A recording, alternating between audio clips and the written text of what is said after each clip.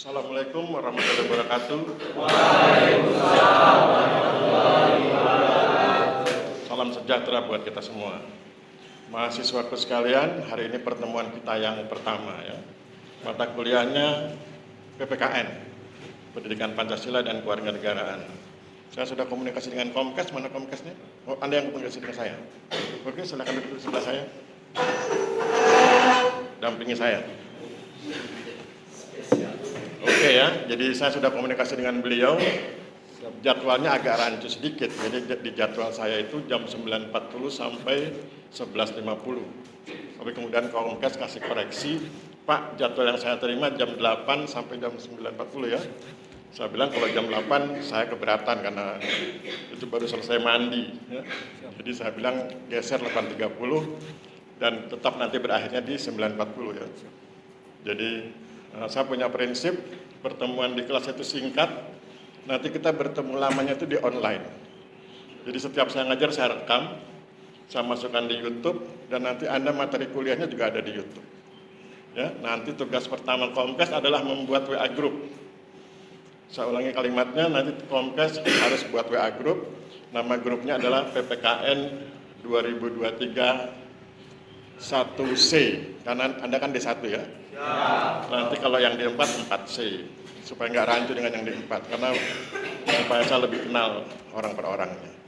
Ya, jadi itu tugas pertama Komkes. Terus kenapa dia disuruh di depan? Karena saya nanti ingin komunikasi. Kan beliau mudah-mudahan bisa mewakili Anda ya. Misalnya begini, kalau mendengar kata PPKN, Pendidikan Pancasila dan Pendidikan Kewarganegaraan, apa yang ada di benak Anda? Apa yang ada di pikiran Anda? Apa yang Anda harapkan ketika kuliah di STPN dengan mata kuliah seperti itu? Nah, kita kan perlu dengarkan pendapat Komkes ya. Mari kita dengarkan. Silakan Komkes. Saya ulang kalimatnya. Saya ulang kalimat secara rekam di YouTube ya. Nanti bisa lihat di YouTube. Saya ulang kalimatnya. Kalau Anda sebagai mahasiswa baru, program Diploma 1 pengukuran pemetaan kadastral, mendapat mata kuliah PPKN, Pendidikan Pancasila dan Kewarganegaraan, apa yang terbayang di kepala Anda? Komkes mewakili suara masyarakat. Apa yang terbayang di kepala? Mau izin menjawab? Ya.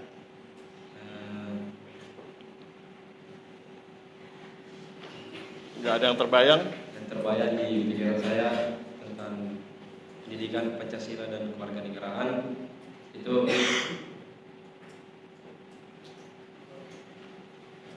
tentang kehidupan atau peraturan-peraturan di negara. Diulang kalimatnya tentang, diulang karena kita harus tegas ya. Jadi mohon perhatian, disiplin ilmu saya itu sosiologi. Saya penulis buku, jurnal. Nanti Anda bisa cek di internet, cari di Google Scholar. Ya. Google Scholar itu para ilmuwan ada di situ. Cari Aristiono Nugroho, nama saya Aristiono Nugroho. Kemudian Anda main ke perpustakaan, baca buku saya. Saya sangat menghormati pernyataan orang lain.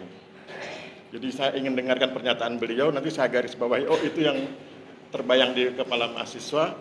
Kemudian nanti saya tunjukkan apa yang akan saya bicarakan dengan Anda dalam sekian kali pertemuan, gitu ya. Oke, diulang Mas. Yang terbayang di pikiran saya tentang pendidikan Pancasila dan Kewarganegaraan itu tentang peraturan atau ketentuan-ketentuan yang ada di negara kita. Oke, ya, kita garis bawahi. Jadi Komkes bilang kalau bicara tentang PPKN berarti bicara tentang ketentuan yang berlaku di negara kita, peraturan atau ketentuan yang berlaku di negara kita. Kita hormati ya, karena nanti Anda juga begitu. Kalau Anda jadi sarjana, Diploma 1 itu sarjana juga ya. Ketika Anda jadi sarjana, langkah pertama seorang sarjana dalam berkomunikasi adalah menghormati pendapat orang lain. Sesudah Anda mendengar pendapat orang, kemudian sampaikan pendapat Anda, bandingkan kedua pendapat itu dan carikan resultannya. Resultan kalau di fisikal ada resultannya. Gaya ke atas, gaya ke samping, ketemu resultannya. Ya. Cari titik temu perbedaan di antara dua pendapat itu. Jadi beliau bilang peraturan, ketentuan tentang kenegaraan lah kira-kira gitu ya. Saya bilang it's okay, saya juga begitu. Jadi nanti kita tentu akan masuk ke wilayah itu. Kita akan bicara tentang undang-undang pokok, kita akan bicara tentang undang-undang pokok agraria karena kita bicara pertanahan. Kita akan bicara tentang undang-undang dasar 1945. Kita akan bicara Pancasila. Kita akan bicara tentang proklamasi kemerdekaan dan banyak hal yang tentu berkaitan dengan konsep peraturan perundangan. Jadi bayangan beliau terpenuhi. Nah kemudian kalau nanti Anda baca atau ingat kembali mata pelajaran Pancasila di SMA, maka kalau bicara Pancasila Anda akan paham ya bahwa Pancasila itu dasar negara, filosofi bangsa, pandangan hidup bangsa, apalagi itu banyak ya. Nah nanti itu akan kita pelajari semua, tetapi titiknya saya geser sedikit. Saya ingin Anda menjadikan Pancasila setelah ketemu saya ingin Anda menjadikan Pancasila sebagai sumber inspirasi dan motivasi Anda ketika Anda bekerja di bidang pengukuran pemetaan kadastral.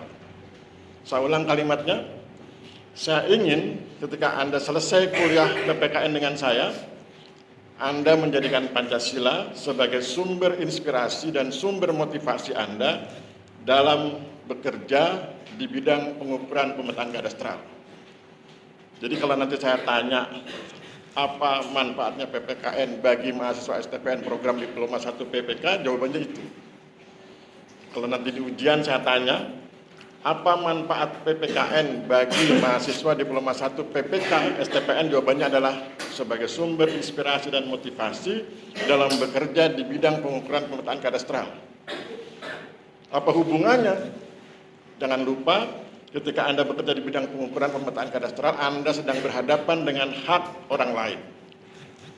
Ketika Anda bekerja di bidang PPK, Anda sedang berhadapan dengan hak orang lain. Ada bidang tanah orang lain yang Anda ukur, yang luasannya tidak boleh salah, letaknya tidak boleh salah, pemiliknya tidak boleh salah. Saya ulang kalimatnya, ketika Anda bekerja di bidang pengukuran pemetaan kadastral, Anda akan berhubungan dengan orang lain, dengan hak orang lain.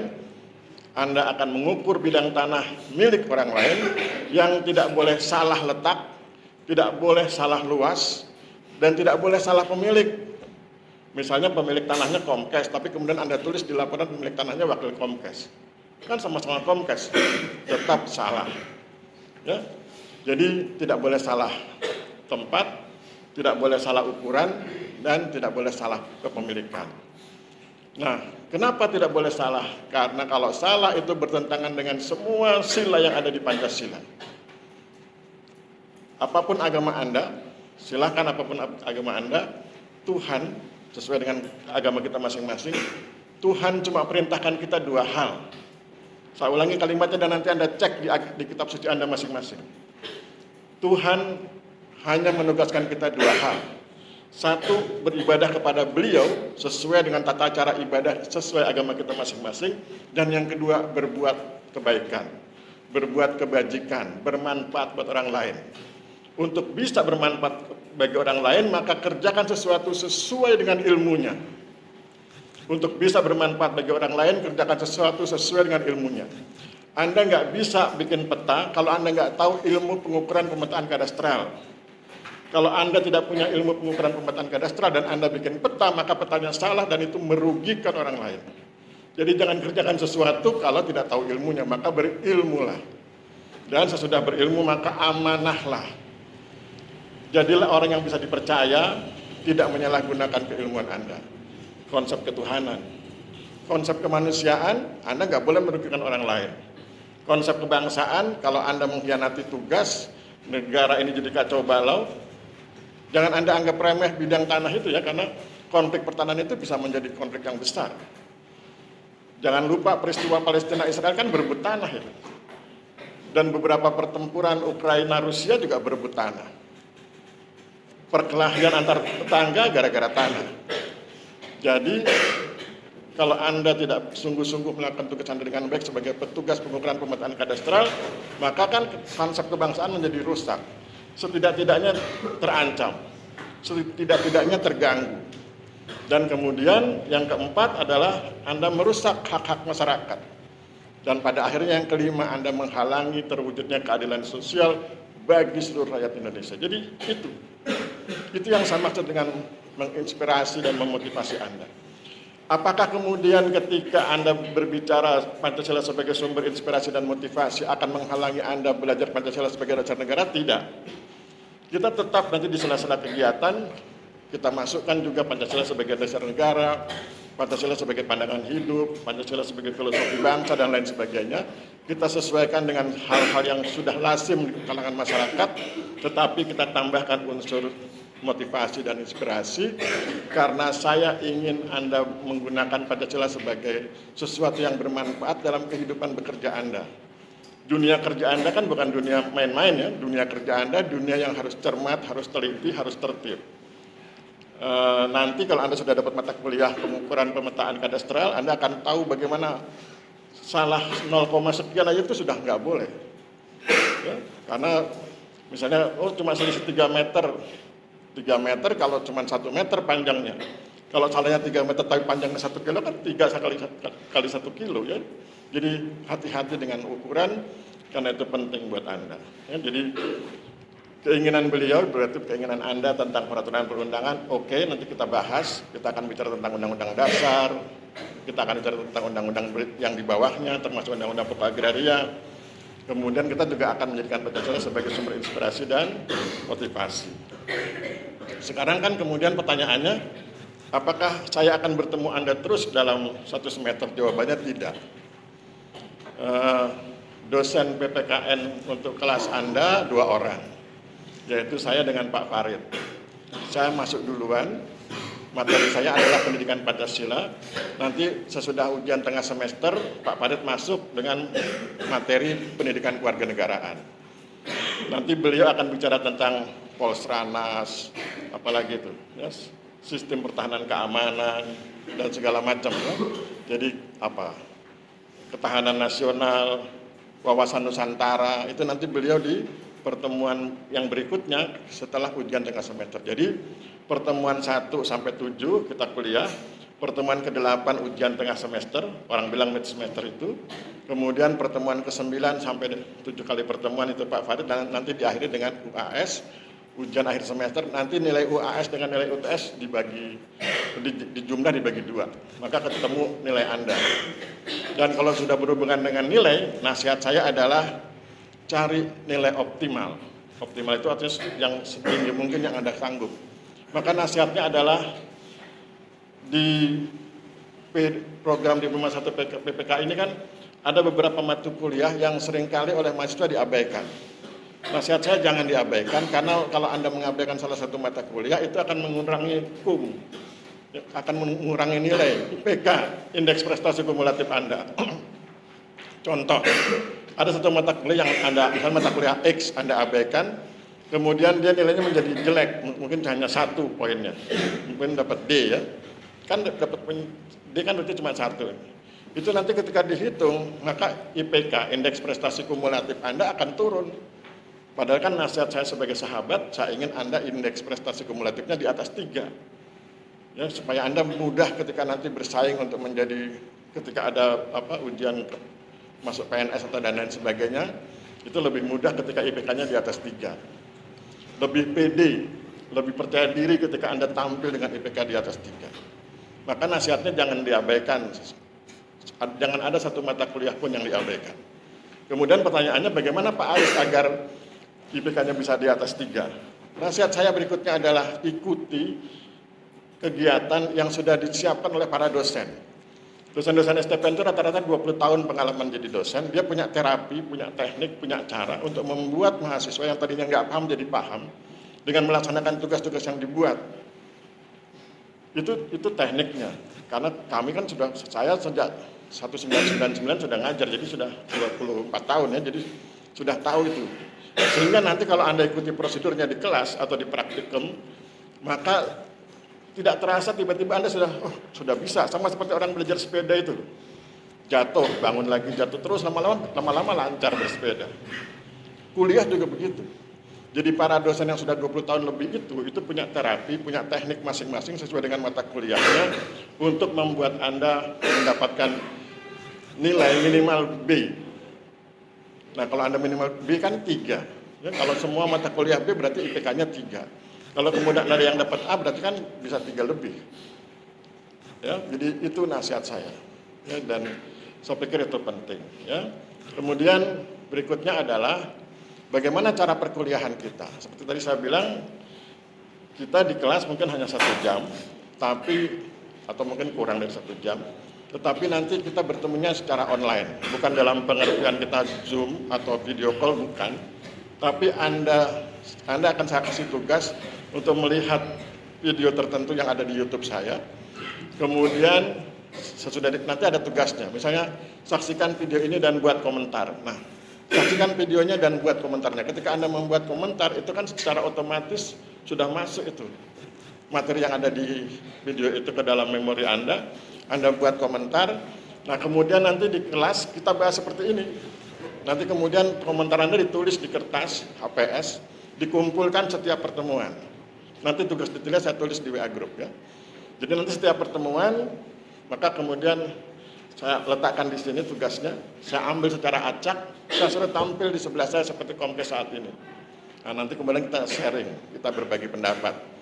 Dia punya pendapat apa, nanti saya, kalau pendapat begitu, nanti saya jelaskan begini dan sebagainya. Ya, jadi itu tekniknya. Dan saya tidak akan gunakan tayangan ini, tapi saya gunakan gadget. Jadi sebelum saya lanjutkan, siapa di antara Anda yang tidak punya gadget? Tidak punya HP? Nggak ada ya, semua punya. Nah, kalaupun ada yang nggak punya, kalau ada yang nggak punya nanti duduk di sebelah kawannya. Karena nanti materi kuliah juga saya masukkan di WA Group sehingga Anda bisa lihat di gadget Anda masing-masing. Karena nanti tiba-tiba saya bilang, coba lihat, googling isu tentang ini misalnya. Nah, langsung Anda googling ya. Jadi itu cara belajar kita karena kita ingin efektif efisien ketika di kelas, tapi ilmunya Anda dapat, motivasinya Anda dapat, ruh Pancasilanya Anda dapat. Bukan cuma sekedar menghafal ya. Saya sosiolog, saya cerita sedikit. Kenapa saya pilih sosiologi? Waktu itu saya ditawari dua tawaran untuk kuliah. Ini gratis, kuliah gratis ya, kuliah beasiswa. Pengen mengambil penginderaan jauh di ITB, atau pengen mengambil hukum di UGM. Saya bilang dua-duanya saya nggak suka. Jadi ketika pejabat Jakarta nelpon, saya bilang dua-duanya saya nggak suka. Dia kaget kenapa nggak suka. Saya bilang saya kan dari perpetaan. Saya bilang saya udah bosan kalau menghitung seperti penginderaan jauh begitu. Terus dia bilang kalau gitu hukum, dia bilang. Hukum saya nggak suka hafalan. Maka kemudian dia bilang mana ada kuliah yang tidak ada hitungan dan tidak ada hafalan. Saya bilang ada, karena sejak SMA saya sudah suka sosiologi. Di sosiologi itu nggak ada hitungan, nggak ada hafalan, yang ada cuma logika. Ya, di sosiologi itu jarang ada angkanya kecuali angka tahun dan angka halaman. Ya, kalau itu terpaksa harus ada halamannya kan, kalau nggak bukunya kacau kalau nggak ada halaman. Terpaksa ada angkanya, ada tahun sekian revolusi Perancis, tahun sekian revolusi industri dan lain sebagainya. Tapi nggak ada hafalan, maka kemudian saya main di sosiologi sampai kemudian sekarang saya sosiolog ya. Jadi hidup itu kan sesuai selera kita masing-masing. Anda juga begitu ya. Saya punya sahabat alumni D1 PPK yang sekarang tidak bekerja di bidang pengukuran pemetaan kadastral, tapi dia bisnis selam. Dia punya semacam perusahaan kecil-kecilan begitu di Kepulauan Maluku sana. Itu dia bisnis selam, jadi turis-turis asing dia layani, dia tentu dengan perusahaannya ya. Kemudian menyelam, ada fee-nya dan lain sebagainya. Jadi wisata selam di Kepulauan Maluku, kan Kepulauan Maluku banyak yang indah-indah ya, artinya lautnya itu. Jadi saya tentu nggak paham ilmu kelautannya ya. Tapi yang kemudian saya tanya pada beliau adalah, kalau gitu apa gunanya ketika kuliah di D1 PPK STPN? Dia bilang gunanya Pak dimotivasi kepemimpinan dan percaya diri. Motivasi kepemimpinan dan percaya diri. Itu yang dia gunakan bekal dari STPN untuk kemudian berbisnis wisata selam gitu. Ya, jadi itu kan Tuhan ya, suka-suka Tuhan. Anda kuliah di D1 PPK STPN, oke silahkan, ambil ilmunya, ambil ilmu kepemimpinannya, ambil ilmu tekniknya, ambil ilmu motivasinya, ambil ilmu sosialnya, silahkan. Tapi Anda akan jadi apa di kemudian hari kan Tuhan yang tentukan. Bisa saja di antara Anda nanti jadi bupati. It's okay, bagi Tuhan nggak ada yang nggak mungkin. Ada yang jadi penyanyi, Indonesian Idol misalnya, sampai yang sangka. Jadi hidup itu aneh, ya. Suka-suka orang. Saya ketika kecil, bapak saya ibu saya cuma pesen 2. Nanti kalau sudah besar jadi dokter atau jadi insinyur. Ternyata enggak, jadi sosiolog. Bapak saya ibu saya kan orang zaman dulu itu taunya cuma 2, dokter atau insinyur. Selain itu enggak penting buat mereka. Tapi kan kemudian saya bukan jadi dokter, bukan jadi insinyur, tapi saya jadi sosiolog. Ya, dan tentu itu di luar bayangan beliau, tapi kan kemudian itu kan penting juga, itu bermanfaat juga. Minimal bisa memprovokasi Anda agar menjadi orang yang tangguh ketika berhadapan dengan dunia luar, dengan dunia kerja. Ya, begitu. Jadi ini pertemuan pertama. Sebelum saya lanjutkan, daftar hadir sudah beredar? Belum. Daftar hadir sampai di mana? Oh, lain kali kalau ini langsung diedarkan ya. Diadakan aja. Jadi lain kali kalau saya datang, daftar hadirnya langsung beredar aja. Supaya kemudian, karena kan nanti kita nggak terasa itu, tiba-tiba sudah habis waktunya. Gitu, jadi ini kan baru pertemuan pertama, tentu sekedar pembukaan. Tugas saya itu menyampaikan RPS. RPS itu namanya rencana pendidikan semester. Jadi satu semester ini mau ngapain, itu di RPS. Nah, RPS itu tekstual, ditulis banyak kalimatnya, tapi saya jelaskan dengan cara sederhana bahwa dosennya 2 orang, saya dengan Pak Farid, saya pendidikan Pancasila, Pak Farid pendidikan kewarganegaraan. Saya ngajar tentang Pancasila nanti berhubungan dengan nilai-nilai Pancasila, Undang-Undang Dasar dan segala macam, tetapi nanti saya sisipkan tentang sumber inspirasi dan motivasi. Pak Farid nanti bicara tentang wawasan Nusantara, politik strategi nasional, ketahanan nasional, dan lain sebagainya. Hak dan kewajiban warga negara, ya. Itu yang Pak Farid. Jadi it's okay itu, RPS-nya sudah saya sampaikan.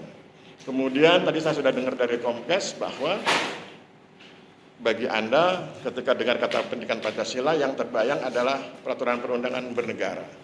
Saya pikir itu oke, tapi nanti saya tambahkan tentang sumber inspirasi dan motivasi.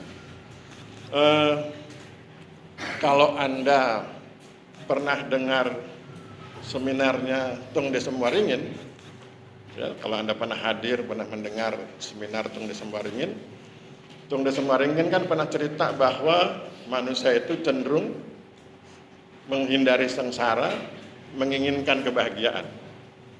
Ya, Tung Desem Waringin bilang manusia itu cenderung menghindari sengsara, menginginkan kebahagiaan.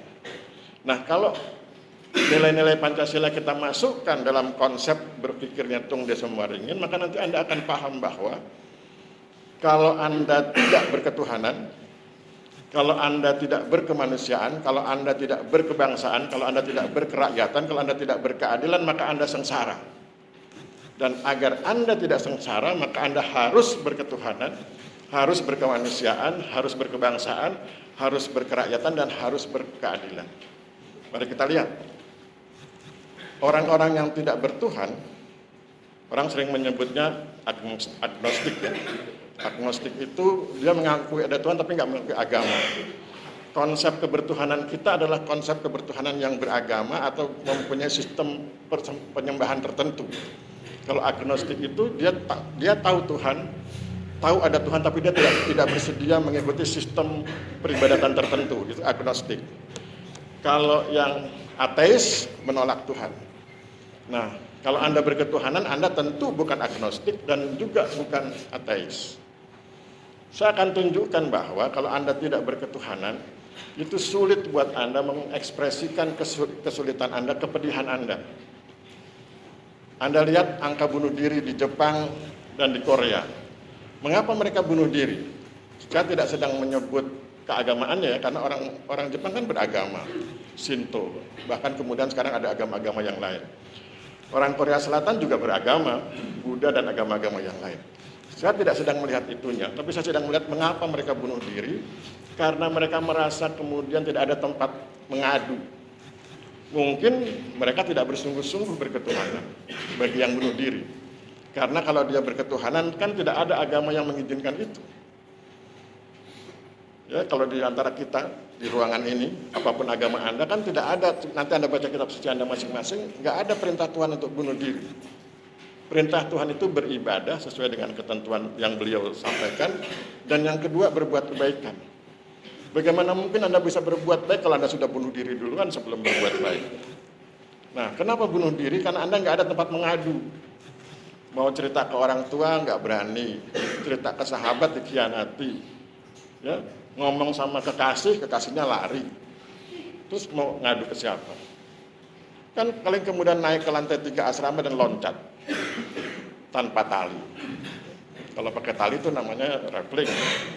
Nah, itu jadi kalau Anda tidak berketuhanan itu akan membuat Anda sengsara, nggak ada tempat mengadu, nggak ada tempat memohon, nggak ada tempat berharap. Tuhan itu sumber Anda untuk berpengharapan. Jadi jangan pernah meremehkan ketuhanan karena itu sumber pengharapan Anda. Saya punya cerita, nah ini pengalaman pribadi ya, nanti disesuaikan dengan agama masing-masing ya.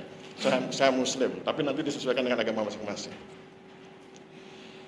Pengalaman pribadi saya, tahun 1981, saya bekerja di Direktorat Jenderal Agraria sebagai tenaga honorer. Dulu namanya Direktorat Jenderal Agraria, sekarang Kementerian Agraria. Di Jalan Singamangaraja, Kebayoran Baru, Jakarta Selatan. Saya lahir di Jakarta, SMA saya SMA 26 Tebet, Jakarta Selatan. Tahun 81, umur saya 19 tahun, saya bekerja di situ sebagai tenaga honorer. Tugas saya adalah melayani fotokopi. Jadi pekerjaan yang paling berat ketika itu adalah kalau ada datang satu truk kertas, itu saya harus bantu itu. Mengangkatnya ke lantai 2, karena tempat fotokopinya di lantai 2. Setengah mati, tapi kan masih muda, umur 19 tahun, masih seger. Nah, kemudian saya banyak, ada sekitar 10 orang itu sahabat-sahabat saya. Kami bertugas fotokopi, dan ketika sedang mengerjakan fotokopi itu kan, para pejabat itu suka fotokopi yang bagus-bagus tuh, buku-buku itu. Saya lihat sambil fotokopi, sambil saya lihat. Bagus bukunya. Ditulis, ada penulisnya tuh. Ini disebutlah namanya dengan gelarnya itu. Dosen di kampus ini, dosen di kampus ini. Wah, terus saya ngomong pas lagi santai gitu. Sama teman-teman yang 10 orang, wah enak sekali jadi dosen tuh. Bisa nulis buku, begini-begini dan seterusnya. Kemudian ada di antara kami sambil bercanda, tentu kan umur 19 tahun hobinya bercanda. Terus dia nyeletuk begini, nggak mungkin kita jadi dosen, ya, karena apa? Kan cuma tamat SMA. Terus kita ketawa-ketawa, oh iya nggak mungkin. Sudah kan selesai, episode itu selesai. Episode berikutnya adalah di tempat saya ada pengajian setiap hari libur, hari Minggu begitu. Rumah saya dekat masjid, ada pengajian. Ada pengajian, kemudian saya hadir. Kenapa saya hadir? Karena ada makanannya kan. Biasa kan kalau pengajian ada makanan. Umur 19 tahun kan lagi senang makan ya. Ada makanan, saya hadir sambil makan gitu. Kemudian ustadznya ceramah, bla bla bla bla. Selesai ceramah, dia mengizinkan yang hadir untuk bertanya. Kemudian saya memberanikan diri bertanya. Saya bilang, Pak Ustadz mohon bertanya, saya Aristiono Nugroho. Saya tamat SMA umur 19 tahun, saya bekerja sebagai tenaga honorer. Saya ingin jadi dosen. Pertanyaan saya, apakah itu mungkin? Ustadznya bilang, mungkin. Dia bilang gitu, bagi Tuhan tidak ada yang tidak mungkin. Kemudian dia sebutkan ayatnya, dia ambil kitab suci, dia sebut ayatnya. Saya nggak hafal itu ya. Kemudian dia bilang begini, Bapak Ibu sekalian yang hadir di tempat ini, ayo kita doakan supaya Aristiono Nugroho jadi dosen. Kami kemudian yang lain tuh amin gitu tuh, selesai. Itu peristiwanya tahun 1981. Sudah selesai, kita lupa itu bla bla bla, kita jalani kehidupan terusnya. Kemudian tahun 1984 saya diangkat sebagai pegawai. Nah, ketika diangkat sebagai pegawai mulai ditugaskan ke tempat-tempat yang agak jauh ya. Tahun 84 ke mana itu, Sumatera Selatan atau mana saya lupa. Pokoknya ditugaskan begitu. Kemudian tahun 88 saya disekolahkan di STPN. Dulu namanya Akademi Agraria Yogyakarta AY. Kemudian saya masuk ganti nama jadi APN. Nggak lama ganti nama lagi jadi STPN. Jadi Saya punya 3 foto ketika jadi mahasiswa AY, mahasiswa APN, dan mahasiswa STPN. Nah, selesai, itu lama itu Mas, waktunya Mbak. Ya. Untuk itu saya mulai dari Diploma 3 kan. Diploma 3 itu 88 sampai 92. Ketika 92 di wisuda, saya kan ranking. Kemudian kata Pak Menteri waktu itu, Sony Harsono bilang, bagi yang ranking tidak boleh pulang. Nanti akan ada dibuka STPN, harus ikut STPN. Masuk STPN, kemudian di STPN ranking lagi, kemudian beliau bilang ikut proyek, maka kemudian saya ikut nangani proyek di Bandung. Dulu namanya proyek adjudikasi, semacam PTSL tapi versi lama. Ya. Kemudian tahun di sana lama begitu, tahun 97 keluar SK. Saya diharuskan segera ke STPN untuk menjadi dosen. Tetapi kan karena waktu itu mungkin saya lupa dengan omongan saya dengan Pak Ustadz itu, saya menolak karena sedang asik mengerjakan proyek di Bandung.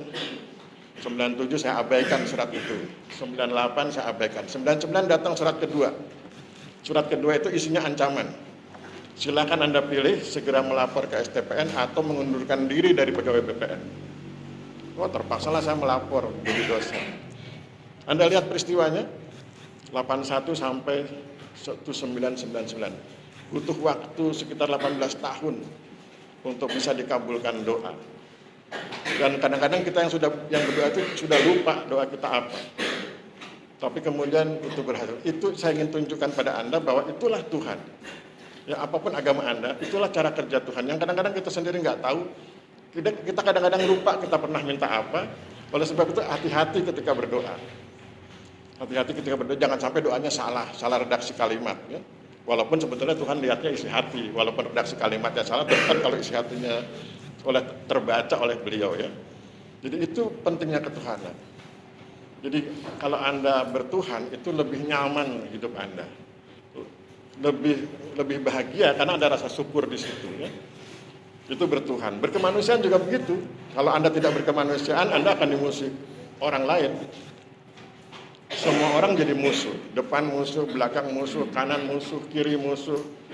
Semua tempat ada musuhnya. Kalau Anda tidak berkemanusiaan, karena orang nggak suka sama Anda. Nah, kalau Anda berkemanusiaan, semua jadi sahabat. Hidup lebih bahagia. Berkebangsaan juga begitu. Anda lihat orang Rohingya, ya. Tadinya mereka ada di Rakhine, Myanmar, tapi kemudian terusir karena orang Myanmar bilang itu bukan bangsa kami. Tidak berkebangsaan. Jadi kalau tidak berkebangsaan, hidupnya juga sengsara. Lihat para pengungsi di Eropa yang terlunta-lunta itu. Pengungsi dari Timur Tengah, ya, dari Syria dan sekitarnya. Itu tidak berkebangsaan, tidak punya negara. Ya, jadi itu terlunta-lunta.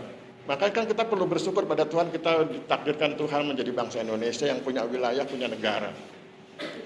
Bagaimana kalau tidak berkerakyatan? Kalau tidak berkerakyatan, Anda akan sulit berkarir. Saya ulang kalimatnya, kalau Anda tidak berkerakyatan, Anda akan sulit berkarir. Karena berkerakyatan itu artinya Anda mengerti kebutuhan rakyat, Anda mengerti kebutuhan masyarakat, dan setelah Anda mengerti kebutuhan masyarakat, Anda kemudian menyiapkan sebuah produk yang dibutuhkan masyarakat. Pengukuran pemetaan kadastral itu dibutuhkan masyarakat, maka kemudian Anda kerjakan itu dengan baik. Kalau Anda tidak berkerakyatan, Anda tidak mengerjakan dengan baik. Nah, maka hidup Anda tentu akan sengsara. Orang yang tidak berkarir kan sama dengan tidak berpenghasilan.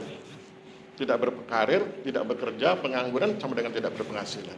Tapi kalau Anda berkarir, Anda bermanfaat buat orang lain, ada penghasilan, Anda bisa menggunakan itu untuk hal-hal yang baik, itu bisa membiayai kebutuhan hidup Anda. Dan yang terakhir tentang keadilan. Tidak ada orang yang suka dengan orang yang tidak adil. Kalau Kompas tidak adil, saya yakin besok sudah Anda pecat. Jadi adil itu menjadi penting. Sebagai laki-laki kita harus adil, sebagai wanita kita harus adil, sebagai suami harus adil, sebagai anak harus adil. Apapun posisi Anda tetap harus adil. Nah, dengan demikian benar omongan Nyetung di Sembaring itu. Jadi manusia itu cenderung menghindari sengsara. Anda akan sengsara kalau tidak berketuhanan, tidak berkemanusiaan, tidak berkebangsaan, tidak berkerakyatan, tidak berkeadilan. Dan manusia itu cenderung untuk mencari kebahagiaan. Anda akan bahagia kalau Anda berketuhanan, kalau Anda berkemanusiaan, kalau Anda berkebangsaan, kalau Anda berkerakyatan, kalau Anda berkeadilan. Pesan terakhir Bukan pesan terakhir kemudian nanti Anda kirim karangan bunga, bukan ya. Pesan terakhir di pertemuan hari ini. Anda ingat kata galau, G-A-L-A-U. Itu singkatan, bukan sedang risau. Kalau hati Anda sedang galau, bukan sedang risau, tapi Anda sedang berketuhanan. Tanamkan di hati bahwa kalau hati Anda sedang galau, sesungguhnya hati Anda sedang meminta Anda untuk berketuhanan. Karena galau itu singkatan, G-A-L-A-U. God always listening, always understanding. Tuhan itu selalu mendengarkan dan selalu memahami. Kalau beliau selalu mendengar dan selalu paham, maka layak beliau menjadi tempat kita berpengharapan agar kemudian cita-cita Anda ke depan menjadi sukses. Agar kemudian ilmu Anda di bidang pengukuran pemetaan kadastral berguna. Itu sebabnya saya bilang Pancasila itu sebagai sumber inspirasi dan sumber motivasi. Begitu ya. Sekarang kita dengarkan pesan terakhir dari Kompes. Silakan Kompes. Ya. Pertemuan berikut wakil Kompes ya. Hari ini Kompes. Ya. Apa yang kamu dapatkan hari ini, pertemuan hari ini? Pertemuan yang saya dapatkan, saya bisa Pertemuan hari ini apa yang kamu dapatkan dari pertemuan hari ini? Ini kan pertemuan pertama ya, baru perkenalan. Apa yang kamu dapatkan dari pertemuan hari ini? Sebelum kita tutup kelasnya. saya dapat pembelajaran yang sangat jelas dari Bapak, dapat menginspirasi saya dan teman-teman saya ini. Apa yang kamu ingat dari sekian banyak omongan saya? Yang paling kamu ingat apa dari sekian banyak omongan? Hampir setengah jam ya saya ngomong. Ya. Menginspirasi dan memotivasi untuk menjadi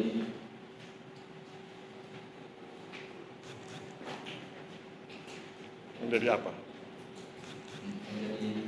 Menjadi orang yang ahli di bidang pengukuran pemetaan kadastral. Oke, terima kasih. Sebelum saya tutup, jangan tepuk tangan dulu. Ada yang mau bertanya? Ada yang punya pendapat berbeda, ingin bicara? Sebelum saya tutup, ada? Gak apa-apa kan, cuma 2 menit. Ya nggak dimarahi kawannya. Kadang-kadang mahasiswa begitu ya. Begitu saya bilang ada yang mau ngomong, karena begitu dia ngomong selesai, begitu saya keluar dimarahi sama kawannya. Wah, nambah waktu. Harusnya kan sudah ke kantin gitu ya. Ada? Nggak ada. Oke, kalau nggak ada jangan dipaksakan ya. Saya pikir demikian. Mohon nanti Komkes buatkan WA group. Nanti kita komunikasi di WA. Dan inilah suasana perkuliahan kita nanti. Dan saya berharap sebagai dosen, sebagai sahabat, sebagai senior, karena saya alumni STPN, saya ingin Anda sukses di bidang apapun yang ingin Anda tekuni nanti. Amin. Kalau Anda ingin menjadi birokrat pertanahan, jadilah birokrat pertanahan yang sukses. Kalau Anda ingin jadi pengusaha pertanahan itu artinya Anda bikin kaji SKB, ya, kantor jasa surveyor begitu, itu jadilah pengusaha yang sukses. Apapun profesi Anda nanti, saya berharap Anda menjadi orang yang sukses, tentu dengan ridho Tuhan, sesuai dengan agama Anda masing-masing. Saya pikir demikian. Saya akhiri, wabillahi taufiq wal hidayah. Wassalamualaikum warahmatullahi wabarakatuh.